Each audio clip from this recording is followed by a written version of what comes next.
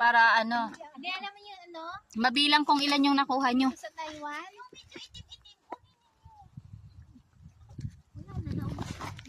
Paano yan? Paano kainin yan? Ganyan.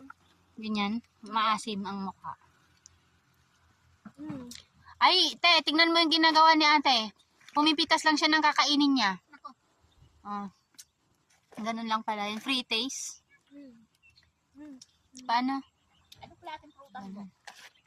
Asim na. Asim?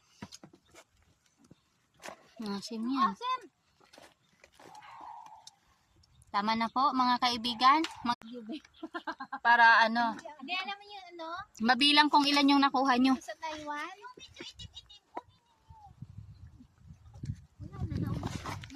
Paano yan? Paano kainin yan? Ganyan. Ganyan. Maasim ang mukha.